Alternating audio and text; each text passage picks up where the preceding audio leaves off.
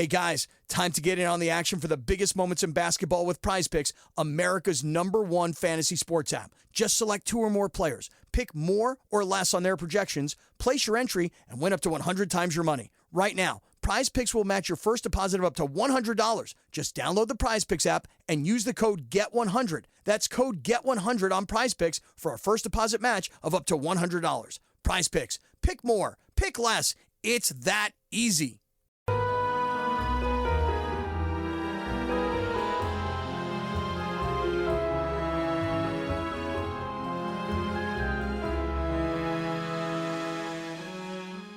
Hello everyone, Gabby here. And I'm Brenna. And welcome back to the Mystery of Everything podcast. Hello everyone, I hope you've been staying mysterious. Today's episode is one that I'm really obsessed with because I actually stumbled across it by accident. It's the tale of an unsolved crime. And I love a good crime that isn't a murder or a kidnapping because those give me anxiety. Anyway, this case is a good old heist. And what really fascinates me about it is that in today's age of technology, it's really, really hard to get away with anything, especially when it's heists or robberies. Like, you can't rob a train, they're gonna know. You can't rob a bank, they're gonna know. I feel like they really got rid of all of the fun They got crimes. rid of the fun robbing. Right? So anyway, in this story, we'll travel back in time to a time long, long ago that I've only heard of in tales from long, long before I was born, when the internet was just a wee young thing. Anyway, the heist happened in 1990. So 34 years ago, on March 18, 1990, art thieves pulled off the largest art heist in history, at that point anyway, and they escaped with 13 pieces from artists such as Rembrandt, Degas, and Vermeer. This is that thing you were telling me about. Oh, Why yeah. is it just occurring to me that this is what you were talking about? This is cool. I'm excited. Me too. I didn't even know this happened, which is actually a problem, and also kind of why I'm doing this episode, is a lot of people don't know. 1990. Yeah, but that is recent. I know. But it was still like 30-something years ago. And if we don't know that it happened, then most people won't, like, a lot of people don't know that it happened. They don't know. Reminds me I'm almost 30. Well, I'm like months older than you, so I'm almost 30, so we can just forget that. But I think a huge part of them not being able to find these pieces is that people don't know, A, what's missing, or B, that the event even occurred. So I thought that was kind of sad and also really important that we talk about it. So this entire heist, it totaled $500 million. And to this day, the case remains unsolved. Okay, but I have a thing. And if you're going to answer it in the future, just, ignore me. But so let's say you steal $500 million worth of art. How are you going to sell it without getting caught? Like, how are you going to make the money? That's the thing. The FBI typically and I get into that later, there's like only a few, like a certain amount of channels that you could go through to sell art, at least to the people who would pay that much money for it. And then if you did pay that much money for it, like, it's not like you could show it off. Exactly. And nothing has ever come up that was flagged as anyone trying to sell these pieces. So there's a lot of theories as to why. It's really strange because typically when art is stolen, someone tries to sell it, but they haven't had any proof of movement of these art pieces. Maybe they just wanted it for themselves. Yeah, 13 art pieces, and like nobody sold them. They haven't been seen. They're going to die one day, and someone's like great-great-grandkid's going to be going through the attic and won't even know what to look for.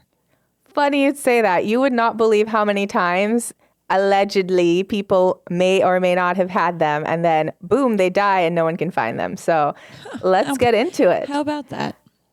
So for the past 34 years, the FBI has searched for the missing art pieces. The statute of limitations on robbery has long passed, but no one has come forward. In fact, there is a $10 million reward for information on the 13 art pieces, which is interestingly the largest reward ever made by a private company. But to this day, no one has come forward with information. So if anybody knows, great opportunity to make $10 million. Just saying. I would love to just have a smidge of information, like anything. Right? So countless theories have been explored, and every now and then a potential new clue pops up. But every possible corridor leads to a dead end. How was a heist of this caliber even pulled off? Was it an inside job? Was it just sheer dumb luck? Was it the work of a large organized crime group? Or did two idiots just get lucky? I like to think of like Ocean's 11. Like a You know the Ocean's full-blown... movies? Yeah. Oh, Like they're a my full-blown favorite. organized crime ring. Yeah. And I like to think of it with George Clooney doing it. You like to think George Clooney stole the art pieces. Yeah, it makes it, I don't know, it makes it fancier. I could see that. Like fancy skin-tight suits walking into the... Yeah, I can see it. So before we can dive into the theories, though, let's set the stage. The museum where the heist took place is the Isabella Stewart Gardner Museum, and it had been founded by Isabella Stewart Gardner, who was a famous art collector. She was known as an eccentric philanthropist and as the founder of this museum. She's in on it. Somehow she was. That's just a guess, by the way. Allegedly. I think allegedly she did. She died like 50 years? I want to say 50 years before it happened, but maybe... Oh, damn. Well, never mind. I'll come up with another theory as I learn more. So she was the daughter of a wealthy linen merchant. Don't know many wealthy linen merchants, but good for her. And she was one of the most influential art patrons of all time. Gardner's mission was to bring high art to the U.S. So basically, you know how in Europe, people could just walk into their local museum and see one of the big names? And in the U.S., I mean, back then at least, they really couldn't do that. So she traveled to Europe frequently, and she wanted to give Americans the ability to experiencing artistic masterpieces at home. So she would purchase and import many art pieces over time. And this collection contained pieces from antiquity to modern times. And it was really vast. It wasn't just like a specific time period. It wasn't a specific type of art. It was a lot of art.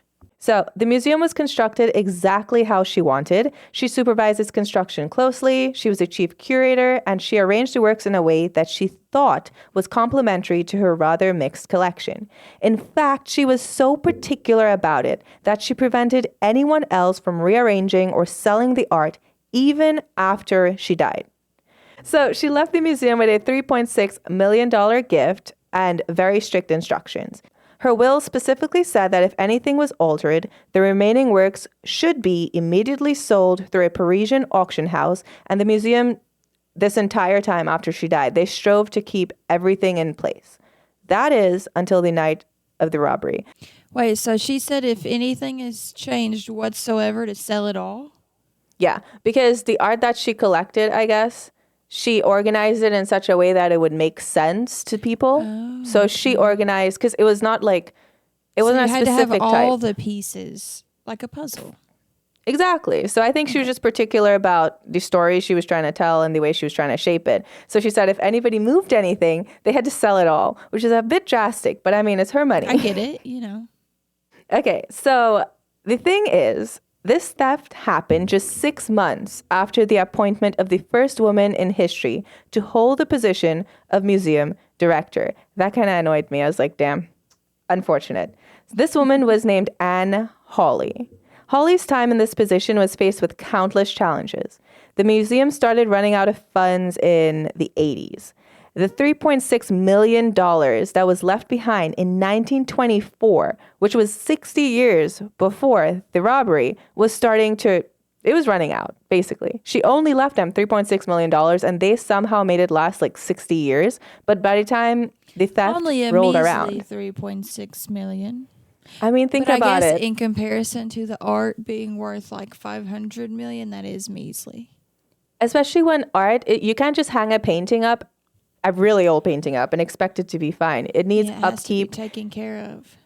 Climate controls. You have to pay for proper security systems. It would be a lot of money. How did they make it last that long?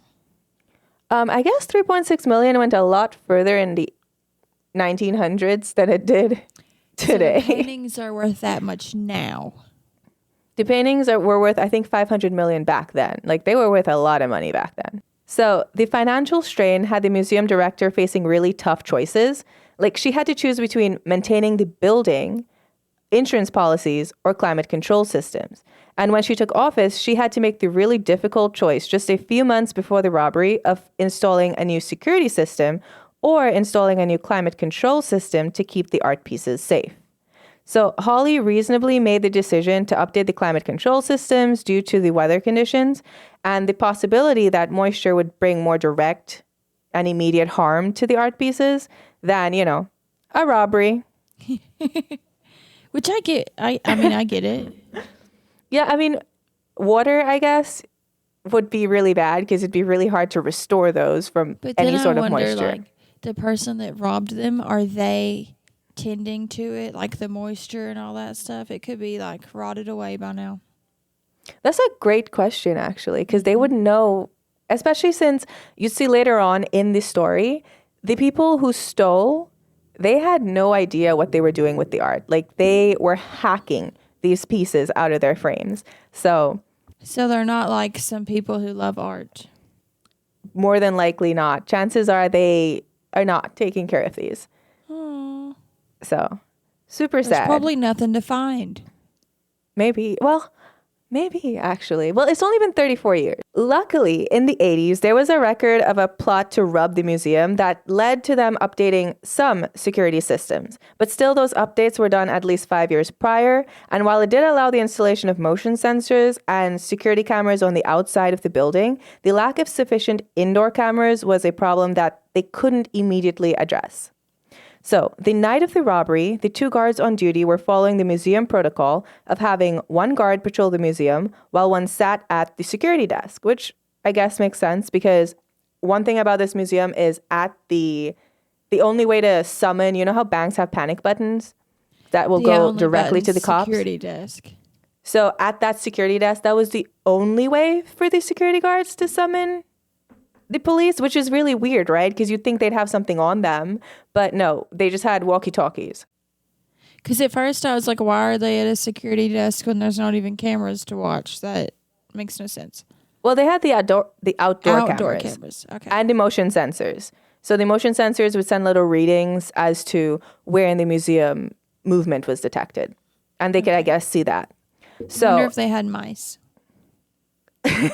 No, I just mean something to set off the motion detectors. So if the motion detectors did go off from a robber, they'd probably be like, that's just his fucking cats again or something. Probably. I don't know. Because not cats. Maybe a mouse. I don't know how sensitive motion detectors were back then because now they can tell like if it's a person. Sensitive. Oh yeah. I was going to say, mine goes off all the time. There's a moth outside and it's like, you're being attacked, bitch. What? Because Simply Safe, you can like, it tells between a dog and like a human or a cat and a human. So my camera, what do I have?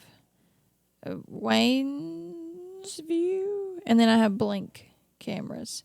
And the Blink ones go off 24/7 for my cats and dogs. Every second of every day. Also, this is not sponsored, you guys. We are just paranoid and have cameras everywhere. Yeah, I have a psychotic neighbor. If you're listening to this, I hate you. But you have lots of neighbors. Which one? They know. He knows. You know. You never listen to this, but if you did, you know who you are. But anyways, I had to get outdoor cameras because he's a psychopath who would watch me.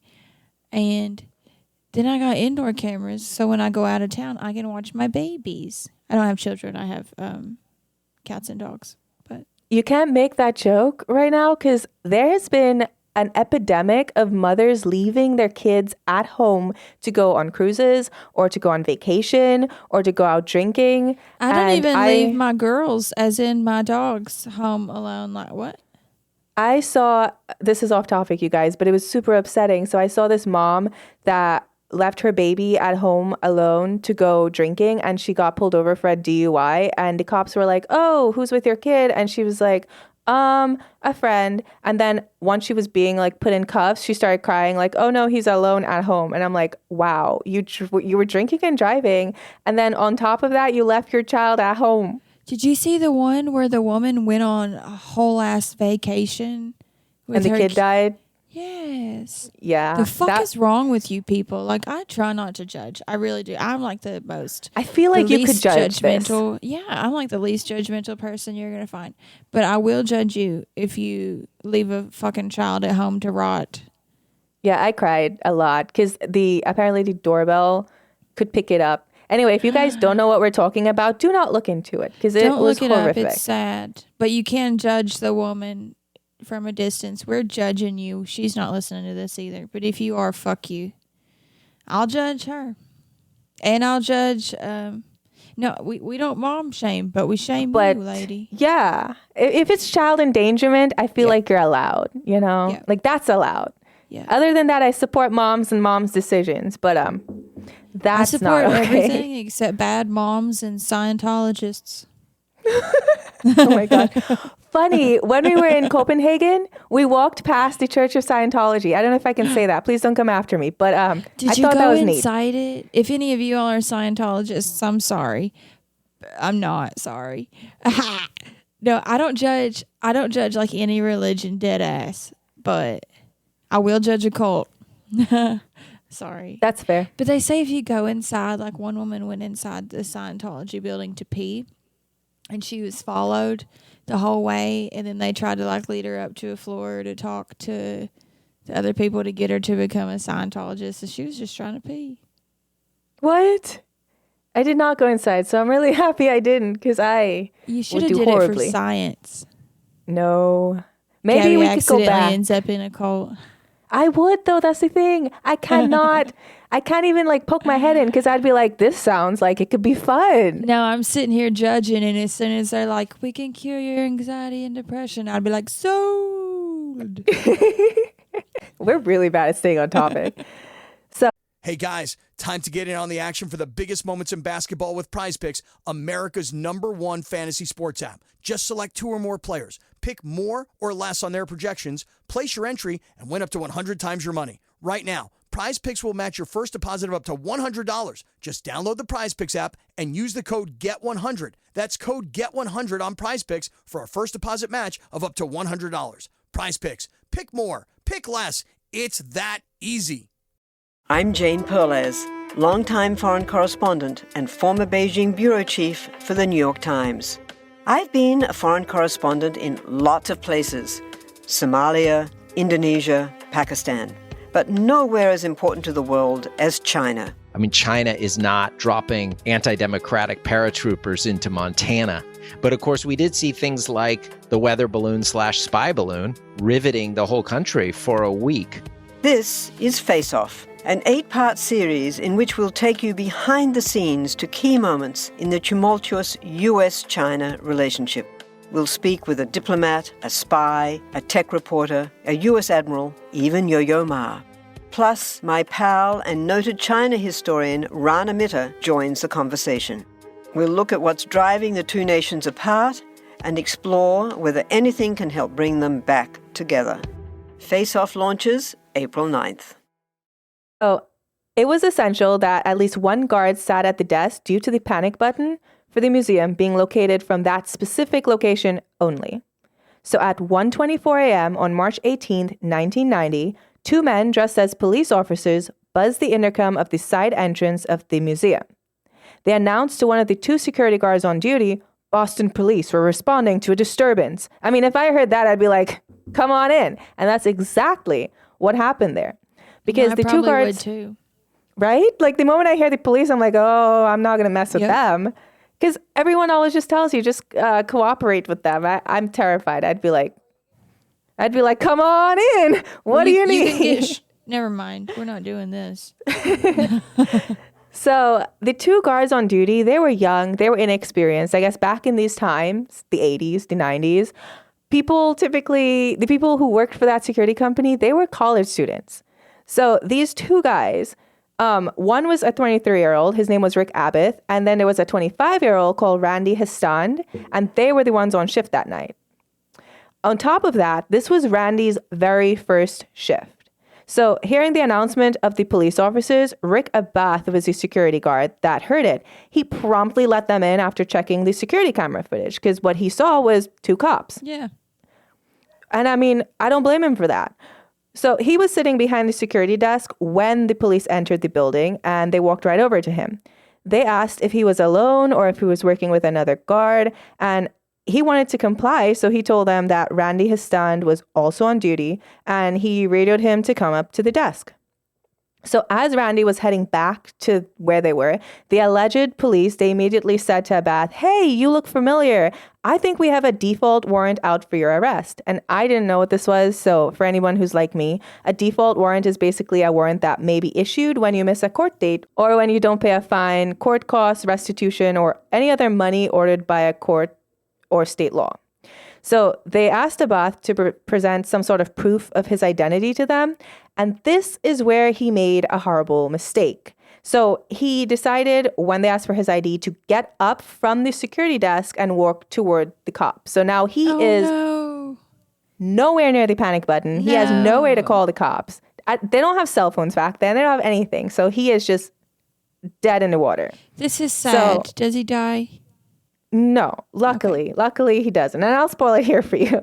So as soon as he approached the thieves, they immediately placed him in handcuffs. And as Randy Histan made his way upstairs, they also immediately handcuffed him. Then the false cops announced, "You're not being arrested. This is a robbery. Don't give us any problems and you won't get hurt." And so Abath allegedly responded saying, "Don't worry, they don't pay me enough to get hurt." And I mean, honestly, I don't blame him. Security guards, they don't get paid enough. No, even same. today. I would have been like, take it all. Like, you want me to gift wrap it? I will. I'd be like, okay, it's yours. Because, I mean, they're college students, okay? Yeah, I would have been like, hey, you're missing the Rembrandt. It's on the 3rd floor. I mean, I wouldn't tell them. Because then you could go to prison for aiding in a crime. I'd help them. So the thieves, they placed duct tape around the guards' eyes, which I hate that. When people go, it's super glue around the eyes or duct tape around the eye, it freaks me out. It freaks me out. At least give me like a satin sleep mask. Right? So I think what I'm going to start doing is carrying just like a silk piece of cloth in my pocket. Yeah, I'd be like, hey, can we skip the duct tape? Just put this over my face. I'm not trying to argue. I don't care if you kidnap me, but do not duct tape my eyes. Thank you. I'm a little claustrophobic. Just saying. So they put duct tape around the guards' eyes, and then they handcuffed them to a steam pipe in the basement of the museum. With the guards out of the way, with no way for them to call for help, the thieves then set about removing the art pieces. So luckily, due to the motion sensors that were installed in the 80s after that initial threat of robbery, the thieves' movements were able to be tracked. So the first place that they went was the Dutch room. In this room, they took 2 Rembrandt paintings, Christ in the Storm and On the Sea of Galilee, and A Lady and Gentleman in Black. Vermeer's painting, known as The Concert, was also taken from this room. Flink's landscape with an obelisk and an ancient Chinese bronze gu, which is basically a beaker, and a small self-portrait that was etched by Rembrandt was taken from the side of a chest, which is really weird because you could just take a full Rembrandt and not just a sketch that was on the side of a chest. I don't know. It's fine. So all of these paintings were removed from the Dutch room. In the short gallery located on the same floor as the Dutch room, 5 Degas drawings and a bronze eagle finial were stolen. So a finial is the ornament that sits on top of a flagpole, or it could be on top of a vase. It's just like the fancy little pointy thing, basically. So in this case, it was a Napoleonic flagpole topper, which I guess is cool. I'd probably be like, that looks shiny. I'd take it. Just going to put that in the pocket. Right? I mean, tell me you wouldn't. I've seen you go antiquing. No, you'd be like, I totally would. I'd be like, guys, can I keep this one for myself? And I'll just pretend like I don't know what you look like. So that's funny you'd say that. If I'm ever involved in a robbery, someone's going to pull back up this episode and be like, I know she would not be honest with us. Here's the thing. It's funny you would say that because what investigators thought later on is that, yeah, they stole what they came for, but they also just started taking whatever they thought was cool because none of it made sense. They went from a Chinese beaker to a flagpole to Rembrandt drawings to full-on paintings. I mean, did they have swords? You know how the Cincinnati Art Museum and shit has weapons display? If they had swords, that would be the first thing I took, I'll be honest with you. So, in addition, they took Manet's Chez Tortoni from the Blue Room. And the following is kind of like some timestamps of where the men were during the night as tracked by their motion detectors. So at 1:54 p.m., they got a notification in the Dutch room to investigate immediately. At 1:55 p.m., they got the exact same thing. So it was just kind of like men going around the Dutch room. And every single time, you know when you're in a museum and you stick your hand too close and it starts, you know what I'm talking about? I always touch you've things. No, you're not allowed to. I don't touch things. That was a lie. I think it's depending on the museum, but in Europe at least, no, whenever you're not you allowed go. to touch things. But I do this thing. You've seen it. Whenever I antique, I have to. You have to I have put to your touch fingers. it. Why? Yeah. I don't know, but I have to touch it. You would have, okay, so when we were in Germany, no, when we were in Austria, we went to this one museum that was full of, it was kind of like an armory, and it was full of all of these cool night outfits. And they had like a big open space and then like these black cords on the ground that you couldn't go past. But Stephen kept getting excited and just pointing. He wasn't touching. He was just like pointing, which means his hand went over it because they made such a wide berth for these. And we were like the only, like one of three people up there, like one group of like three groups of people up there. And it was like 6 of us max. And it kept beeping, step away from the exhibits. And I wanted to die. I almost walked out of the museum. Bless his heart, though. I can just picture him being so excited. Like He was so excited. One of the things that makes me happiest in life is hearing someone talk about something that gets them super excited, like passionate, because a lot of people don't have anything they're passionate about. So when you see someone that hype, you're like, oh. When we go to museums in Europe, you will see he literally is like bouncing on his feet, pointing at this stuff and then getting yelled at by the automated system. I'm so excited. I love museums, specifically art museums. Like I could stay in Cincinnati Art Museum all day long and I would never be bored. Oh, I love that place. And there's always something new to see, no matter how many times you go. Like you'll find a whole new painting. Yeah.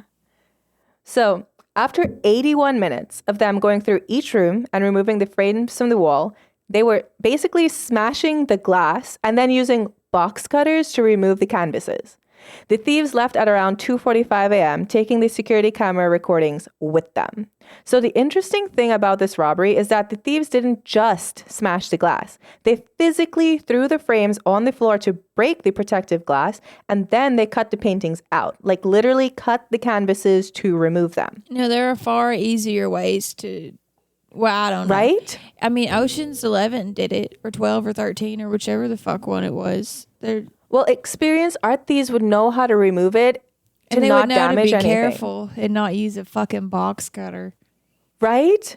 So this shows that they were not art thieves, that they were just doing this for like no reason. Like they weren't valuing the art. They weren't doing it because they specifically wanted valuable art. This shows they were inexperienced and they didn't give two shits about the paintings that they stole.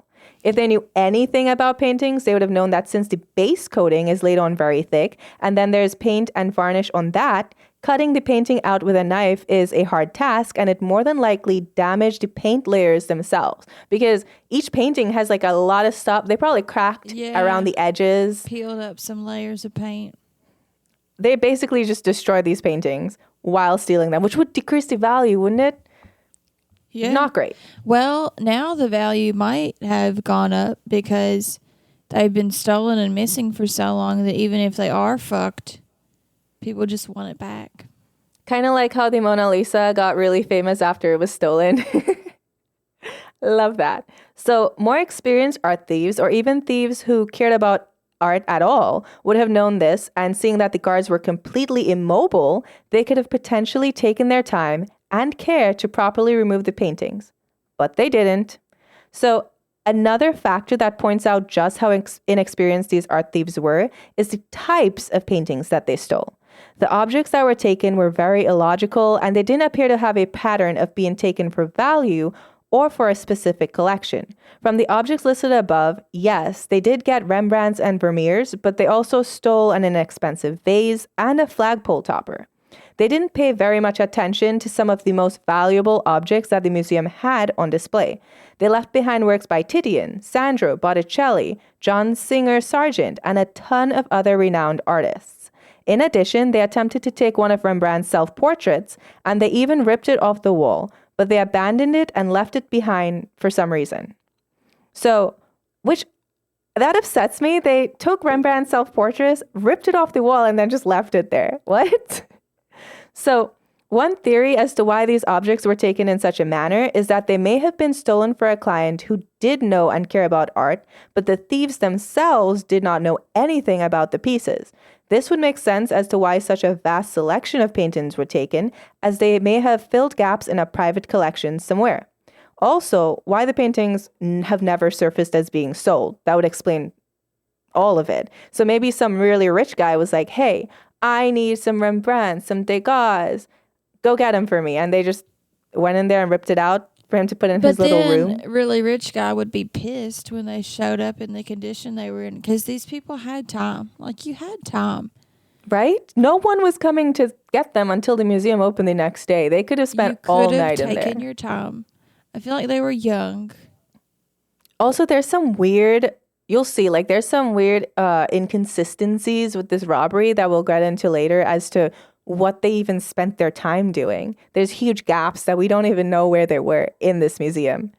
Okay, edit real fast. Guys, if you hear that demon of a dog in the background, I'm so sorry. I'm trying to mute myself. I can't get up to go make her hush. So if they went from the museum to some wealthy person's private art collection, there would be no need to sell them or for them to honestly ever see the light of day again. They'd just be locked away for a small few to see and enjoy, which makes me really sad. They're kind of selfish for that. But in addition, after they took the pieces that they came for, they may have just started taking whatever caught their attention as well, which would explain the vase and the flagpole topper. But who really knows what goes on in the heads of art thieves, especially when we don't even know their motivation? But if I knew I had time, like let's say I already cut out in a hurry the paintings that so-and-so wanted me to steal for them, and I knew I had time, I would probably walk around and just see what I fancied. Yeah, same. I'm not saying I'm gonna ever commit an art robbery. I'm not saying that, because you'll also see later on one of their suspects is this group of two people who were planning. They didn't even rob the museum. They were on their way to rob the museum, and they became suspects in this just because they mentioned they were, involved in that potential robbery. So they're just out and about, and they're like, "Oh my gosh, you're never gonna believe this! I was on my way to rob a museum that got robbed." Well, it went down a little. It was more hilarious than that. You'll see. But I'm just saying, if we joke too much, they'll probably be like, y'all were joking about it on a podcast. So no, I can't keep a secret. Same. If anybody ever wants to know anything about me, I cannot lie, because when I go to bed at night, I talk in my sleep if I have a guilty conscience, and I just confess all of the that things. That would be horrific. And that's why I sleep alone at night. No, I'm just kidding. But no, it's really bad. I could never do anything wrong, because Steve will just be like, guess what you confess? I'm like, dang, okay. It'd be like that. Not great. It'd be your own self. Hello everyone, Stakuyi here. And I'm Gabby. And we are the hosts of History of Everything, a podcast which you can probably guess by the name is, it's about everything. Do you want to know why people thought potatoes were evil and would give you syphilis? Are you curious about all the stories of the terrible and stupid ways that people have kicked the bucket over the years? Do you want to hear tales about all of the different badasses of history and the lives that they had brought to life? Well, if so, then look no further. History of Everything is just the right podcast for you. It's available on Spotify, Pandora, and anywhere else that you get your podcast from. Join us for some fun and just see how weird and wacky history can be. So, in addition to the mystery of why the paintings were stolen, one of the paintings that was stolen holds a very distinct mystery that sets it apart from the others. And also, it led to giving the investigation one of its first suspects. So, remember Chez Tortoni, a painting by Manet, which was located in the Blue Room? This was located an entire floor away from the Dutch Room. And this painting was also taken. So, this one painting was the only one removed from the Blue Room. And while it was valuable, there wasn't anything in particular to make the thieves go a floor over to take one single painting. All of the paintings they took basically were from the Dutch Room. And then they go all the way to the other side of the museum to get this one painting from the Blue Room. Doesn't make much sense. They had a reason. Either someone wanted them to get that one painting, or they just seen it before and it spoke to them, you know? Maybe. But here's the other funny thing. The motion detectors that we talked about earlier recorded the thieves' movement throughout the museum the night of the heist. But the Blue Room didn't register any movement on the motion detector after 1:20 a.m. This would mean that the only person who approached Manet's painting in the museum that night was one of the museum guards, Rick Abath, whom the robbers attacked and tied up just like a few minutes later. In addition, the frame of Shea Tortoni was not just left on the gallery floor like the other frames were. Instead, the thieves decided to leave it on the security director's chair, which seems very much like a message or just something that they did specifically to taunt him. Like there was something personal about the stealing of that one painting. Do you think maybe they were carrying it out and they were like, well, can't carry this one, sit it on the chair? Well, they took the painting, but the thing is they were leaving the frames on the floor. They took the painting. And they sat that specific frame up. So I think that was just their like grand fuck you, or they really hated that guy. Like it had to be something personal, a vendetta. Definitely personal. Or they're just shitty teenagers. Would teenagers be able to rob a museum? That's terrifying. They sound young. Anyone could dress up like a police officer and get in. And they can't be that skilled because they're cutting shit out. So the Blue Room isn't the only strange thing with the motion sensors from that night. There are 2 20-minute gaps where no motion is detected in the museum at all. There's a 20-minute period before the thieves went up the stairs to the Dutch room and a 20-minute period before they left where we don't know where they were. Like, what were they doing? How could you be in the museum without setting off one motion detector? Out of the 81 minutes that the heist lasted, there was 40 minutes of time that was basically unaccounted for. So half of the time, we don't know where they were. What were they doing? And why were they missing? So these are just answers that we might never figure out the answer Let's to. face it, they're shitting. You break into a museum and you're like, where's the toilet? There's no motion detectors in the bathroom. So now for theories, suspects, and possible motivations, which I know is everyone's favorite part of these things. So as we discussed earlier, there has been no movement on selling any of the artworks stolen, at least no movement that the FBI was able to track. The potential buyers and sellers and avenues that art pieces like these could be sold for any amount of significant profit, they're all very small, controlled, and well known. And having no movement for the past 34 years indicates, as we said earlier, that the pieces were more than likely stolen for a specific client for either their collection or, and this is the interesting one, to be used as bargaining chips. In fact, that latter description would fit with members of the Boston Mafia that would use stolen works to be offered in exchange for the freedom of their members or leaders. I can believe that. I can get behind that. You'll see every single person who was arrested was like, I know where they are. So, in addition, art pieces similar to the stolen ones would even be used as collateral in drug deals. So the possibility of mafia involvement was definitely there. I feel like they would have handled it. Would the mafia cut them out with a box cutter? I think they might have, because they did a lot of stuff. So, mafia involvement was strongly suspected in the initial investigation. FBI informants even confirmed the involvement of the mafia, and they had strong hints to follow certain people that were members of the mafia scene. But as the names of these people appeared on the suspect list, they also started getting crossed out because many of the named members started being mysteriously murdered. Or at the very least, it was a really unfortunate coincidence. After all, they were gangsters, so maybe it was just their time to go, but it was really weird. Sounds really coincidental. Right? A little Kevin Spacey. But we will definitely look at the long string of suspects and their deaths. Despite this, the strongest suspicion of who may have done it lay with the Patriarca crime family, which was like really well known in the mafia scene at that time. Another suspect was Robert Donati. He was a man that had been in and out of jail for things like robbery. Donati was definitely part of the circle of local mobsters in the area, and even though he was never officially named as a suspect by the FBI, he continuously raised suspicion. The notorious art thief Miles Connor wrote in his 2011 biography that he actually cased the Gardner Museum with Donati years before the theft ever happened.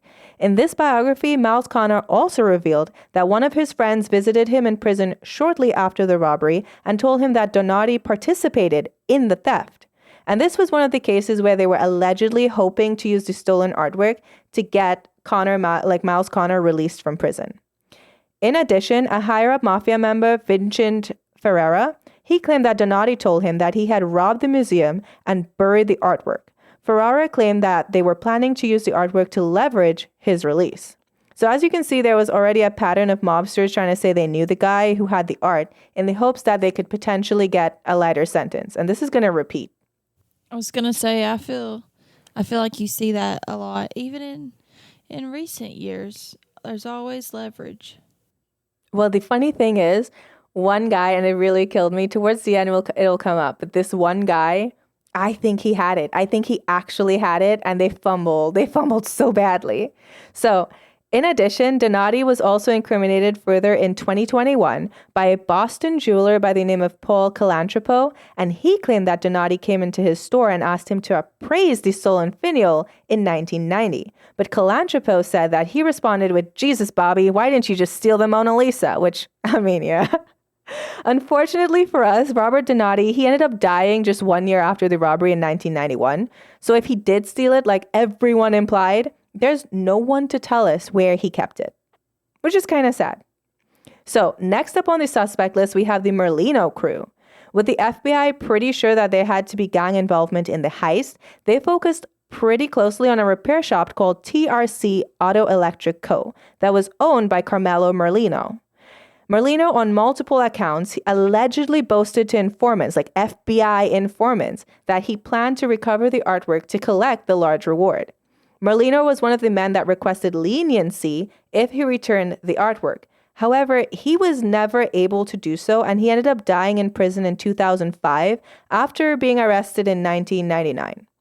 So the FBI, they gave a presentation years ago, according to the Boston Globe, where they said that Merlino's associates, George Reisfelder and Leonardo DiMuzio, who both died in 1991, along with a man by the name of David Turner, were more than likely involved in the theft with some other possible associates. Interestingly enough, the relatives of Reisfelder said that they saw a painting hanging over his bed that they believed to be Manet's Chez Tortoni. What? But when Reisfelder died of cocaine overdose in 1991, there was no painting to be found. So That's not to say it wasn't there. right? And the thing is, if he was already like a well-known like mafia guy, he may have had a personal vendetta against the guy, which Yeah. would make sense. That makes sense. But there was no painting. And then the other guy, DiMuzio, he also passed away in 1991 after he was found shot to death. And the third suspect, Turner, he was one of the guys who was unfortunately arrested with Merlino. And he was imprisoned and released in 2019. But he hasn't said a thing. He So ain't said shit. He ain't a snitch. And that's why when he gets out of jail, he's going to get all the money.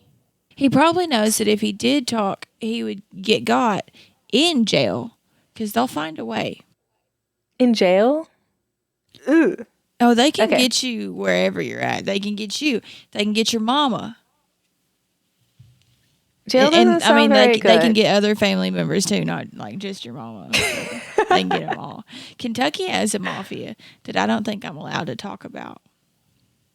What? When I was buying a house, people were like, that's just something to be mindful of. It's not as dangerous now as it used to be. And I'm like, what? What? Well, anyway. If I tell you the name of the mafia too, you're going to laugh. Oh my gosh. Okay, just right after this, you got to tell me. Okay, I will. So our next suspect is Robert Gorente. Gorente was a convicted bank robber who also worked with the mafia in both Boston and Philly. Gorente was tied to the case because he died in 2004. But in 2010, his wife told the FBI that before he passed, he gave 2 of the stolen paintings to a mobster in Connecticut by the name of Robert Gentile. After getting this tip, the FBI did search the home of Robert Gentile, and they found a handwritten list of the stolen paintings and their estimated value, and a newspaper clipping of the robbery dated the day after it happened. Oh, he 100% had something to do with it. 100%. Especially if the dude died in 2004 and then 6 years later, his wife is like, guys, Yep. he had it. 100%. There has to be something. Like, there's nothing that would make her just say that 6 years later. No, just that'd saying. be a weird flex for sure on her part if she was, Plus, why would he have the lists? I don't know. It's sus. So Gentile also offered to sell the stolen paintings to an undercover FBI agent for $500,000 each. Not total, each. So all in all, this guy had some pretty damning evidence stacked against him. But after he was arrested, he denied having any ties to the paintings. He got arrested separate times for drug and gun charges, and the FBI, they tried their best to make deals with him to obtain the paintings in exchange for his freedom. But he, for some reason, held firm on his denial. However, he did fail a polygraph when they asked him if he had ever had a Gardner painting or if he knew where they were. Sadly, though, he died in 2021, so whatever he knew probably died with him. And that's like the problem with these long cases, because everybody just kind of passes away the longer it goes out, like the people who may know something. So this brings us to our good old security guard, Rick Abath. So this guy, he let the men into the museum, and he was the last person recorded to enter the Blue Room before Chez Tortoni was stolen. So in addition to being the last person that the motion sensors detected in the Blue Room, video footage was released by the FBI in 2015 that showed a car pulling up to the museum before 1 a.m. Keep in mind the theft happened at like 1:20 something a.m., but before 1 a.m., a car pulled up to the museum and a man in an upturned collar approached the side door where Abath just proceeded to let him in. And this is the same side door that he let the robbers in 24 minutes later. Yeah. So not great at all. So the public, they saw this and they ran with it. They were fully convinced that Abath was behind the robbery. Luckily, though, it turned out that the person who walked in, like who was buzzed in by Abath, that was the museum's deputy director of security. The thing about it, though, is that Abath held firmly that he had nothing to do with the robbery, and he was never officially named a suspect. He moved to Vermont, he got married, and he tried his best to fade from the spotlight, but the case constantly came up, and they constantly came back to him at different points over the years. He did die on February 23rd of this year, actually, so a few months ago, at the age of 57, and he's quoted as saying, "I don't want to be remembered for this alone." But they're saying it's $500 million worth of artwork, and ultimately, I'm the one who made the decision to buzz them in. It's the kind of thing most people don't have to learn to cope with. It's like doing penance. It's always there. Like I read blogs, people were fully convinced that he did it. Even after the tapes that the FBI released, even after it was shown that the guy he buzzed in was the museum director, the deputy director of security, people still were like, no, he did it. I don't know. So feel bad for him. Like dying, never knowing what happened, but also knowing it was your fault because you let them in. That would be not great. So our next suspect is Brian McDevitt, a California screenwriter. He was involved in an art robbery, and this is the story from before, that went awry in New York a decade earlier. The New York robbery and the Gardner heist had very major similarities. In the New York robbery, McDevitt and his accomplice hijacked a Federal Express truck. Wait, is that what FedEx stands for? I have no idea. That would make sense. FedEx? Guys, Federal if that Express. FedEx truck. Just let me know. I need to know. What? Sorry, I just read it and I was like, dang, it sounds like FedEx. That sounds just like FedEx. I'm so sorry. Oh, shit. But they hijacked the truck, they knocked out the driver, and dressed in the FedEx uniforms. They had duct tape to bind the museum workers, and they carried tools to cut paintings from their frames. However, for them, this is the funny part, They got stuck in traffic and they got to the museum after it had already closed. I'd be so pissed. So they only got caught because the truck driver was able to identify them. And since they didn't pull off the robbery, they only got a light sentence of a few months for attempted robbery. And some would say for being a dumbass. Oh, that's that's good. I'd be so embarrassed. Like, can you imagine? You don't even get to rob the museum because of traffic. You dropped the ball. They really fumbled the bag on that one. And then to know, like, other people robbed this museum who didn't know shit and got away with it. But also, now they're suspects just because they failed to rob a museum. So McDevitt ended up getting questioned by the FBI in 1992. And he also got questioned before a federal grand jury in Boston in 1993. But he held firm that he knew absolutely nothing. And I think that would be kind of a reach. Lots of people probably used duct tape to rob stuff. It was the 90s. What else would they use? I could see that. So, I don't know. I'm not sold on that guy at all. Right? It just seems a little bit far-fetched. Like, he tried to rob. Lots of people try to rob places. You can't just take every use dude. Duct tape. Come on. Really? If you're listening to this and you ever want to, I don't know, commit a crime against me, please don't use duct tape. No, don't use duct tape. Anything else. Especially over the mouth, because then you combine slobber with duct tape, and when you rip it off, you'll rip off some of my mustache hairs. Me too. Yeah. But I have a deviated septum, so I can't really breathe through my nose. So you seal my mouth. You will accidentally kill Gabby. And then you're going to catch a murder charge. So you don't want that. No, I'm just you don't saying. want that. And plus, not great. We don't have that much money. We've got LARPing equipment. That's all we got. Yeah. You could take my pauldrons, their leather. Oh, all my felon fare stuff. It's worth a decent amount. You can have it. Great guy, quality made, but quality you can made. have it. Shout out to Zan. It's like some money. I mean, you're not getting a ton because But please, God, don't take my tent. Is the amount of work that's going into that thing. Yeah, we did have to build the tent poles, and we're gonna give them away next year. Well, I'm giving away mine, but I'm not giving away mine. Sorry. We had to build them from scratch. You Steve guys. put like, too you much had to work build the into poles. my tent for. Like, we were in a freaking Lowe's having mentee bees. We waited 45 minutes for them to saw the wood for us. Okay, Gabby almost pissed on herself. True story. Because I refused to use a public restroom. They were like, go. I'm like, I'm not going in a Lowe's bathroom. Okay, so anyway, the final suspect that I have on my list today is William Youngsworth Jr. You got to say it with a British accent, right? So Youngsworth was an antiques dealer who claimed in 1997 that he knew where to find the Gardner Heist loot. He showed what he thought was Rembrandt's Sea of Galilee to a journalist, like a private journalist, and this led to negotiations between Youngsworth and the FBI. Youngsworth wanted a reward and an additional $5 million. He wanted immunity from prosecution related to the theft, and he wanted dismissal of charges pending against him and the release of his friend Miles Connor. However, the deal ended up falling apart because the FBI announced that the vial of paint fragments that Youngsworth provided did not come from Rembrandt. And here's where it gets really infuriating. An analysis of the fragments that was done years later indicated that they were consistent with the paint used by other 17th century Dutch artists, including Vermeer.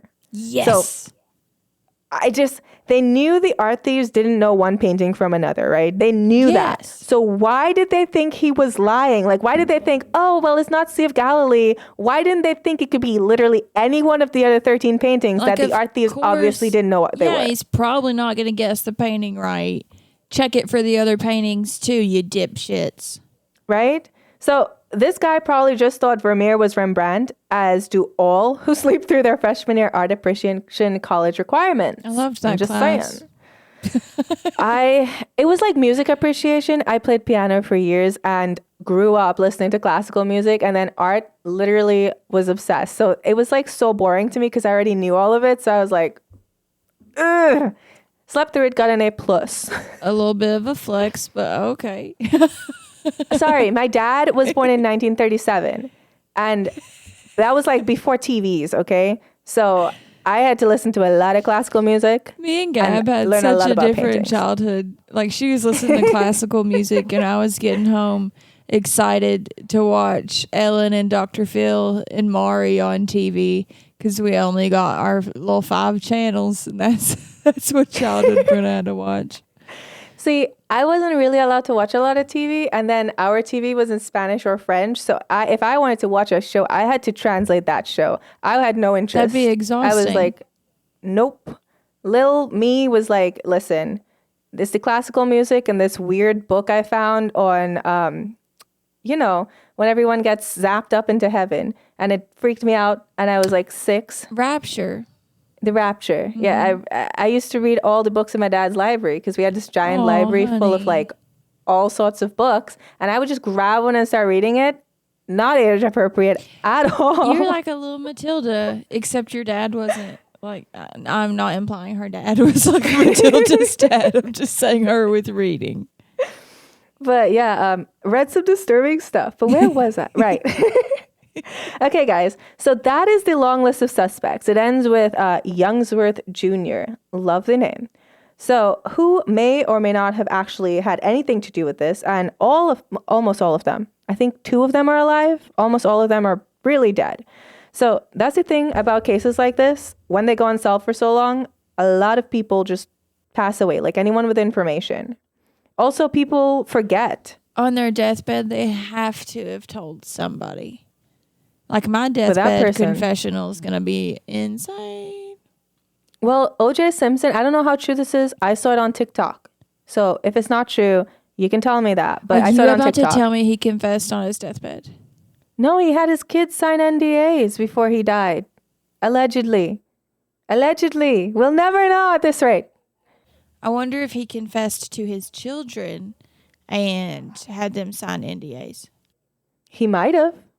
So there's very little way for us to know who did it after a while, and everyone just dies and you have to rely on forensic evidence.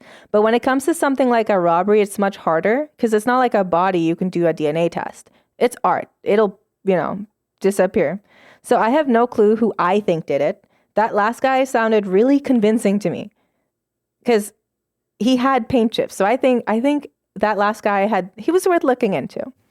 There's a few of them that I could be like, okay, I could see that.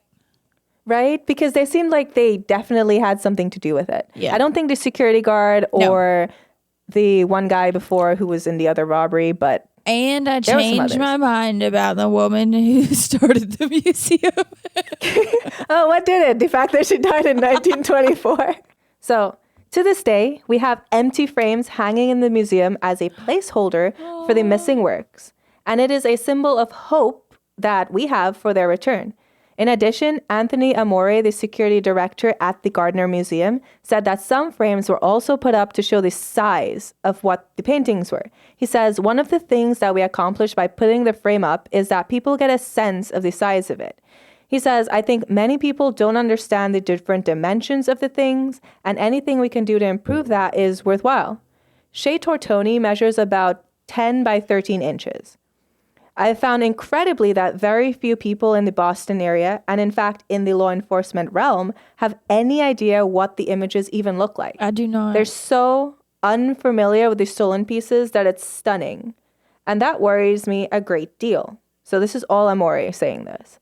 In order for us to find these pieces, we need to know what they look like. So if all our listeners want to go online and take a browse through the slideshow that I've linked of the missing paintings, maybe one of you may have seen one of them somewhere and didn't even know it. Amore pointed out that most stolen artwork is recovered either immediately or one generation later. So hopefully we find these missing pieces any day now. And that's the story of the Boston art heist. Thank you guys so much for listening. And I'm including in our description, the first link is going to be the slideshow to see these missing paintings. Go look at them. Plus, there's a $10 million reward. So, oh man, I could use 10 mil. Shit, I could use $5,000.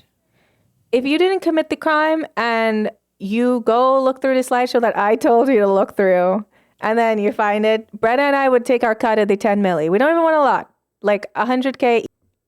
But thank you guys for listening. Wish Brenna luck.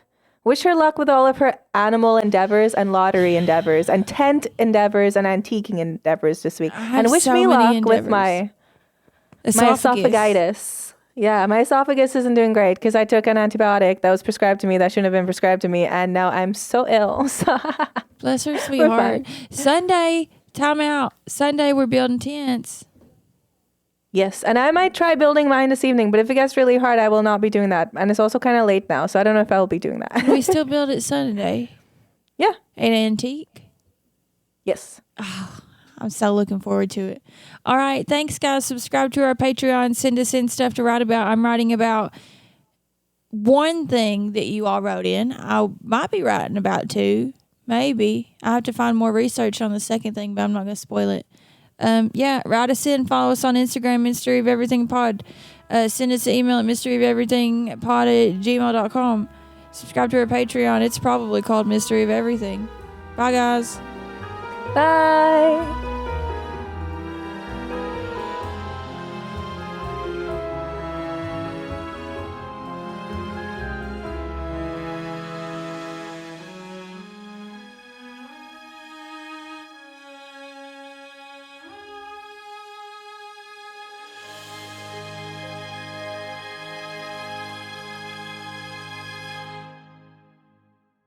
Hey guys, time to get in on the action for the biggest moments in basketball with Prize Picks, America's #1 fantasy sports app. Just select 2 or more players, pick more or less on their projections, place your entry, and win up to 100 times your money. Right now, Prize Picks will match your first deposit of up to $100. Just download the Prize Picks app and use the code GET100. That's code GET100 on Prize Picks for a first deposit match of up to $100. Prize Picks. Pick more. Pick less. It's that easy.